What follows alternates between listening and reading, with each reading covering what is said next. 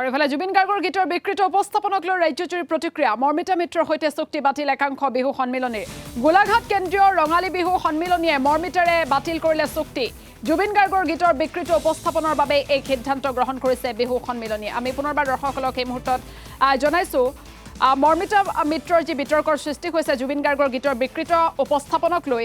তাৰ পাছতে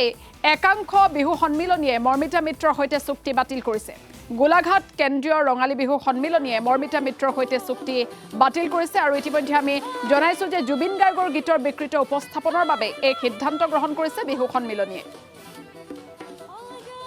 কাৰ্যসূচীৰ লগতে শেষৰ দিনা সাংস্কৃতিক অনুষ্ঠানৰ আয়োজন কৰা হৈছে ইতিমধ্যে গোলাঘাট কেন্দ্ৰীয় ৰঙালী বিহু সন্মিলনে কণ্ঠশিল্পী মৰ্মিতা মিত্ৰৰ লগত এক বুজাপৰাৰ চুক্তি কৰিছিলে আৰু সেইমতে তেখেতক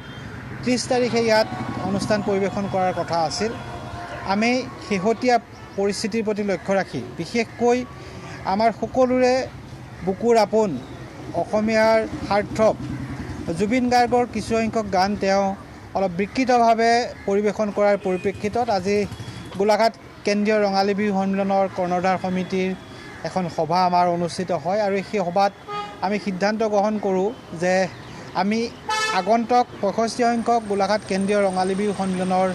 যি সাংস্কৃতিক অনুষ্ঠান সেই সাংস্কৃতিক অনুষ্ঠানলৈ বিশিষ্ট শিল্পী হিচাপে নিমন্ত্ৰণ কৰা মৰ্মিতা মিত্ৰক আমি বাতিল কৰিছোঁ আৰু তাৰ সলনি আমি এইবাৰ দীপান্বিতা ডেকা আৰু অসমৰ জনপ্ৰিয় কণ্ঠশিল্পী তথা গোলাঘাটৰ আমাৰ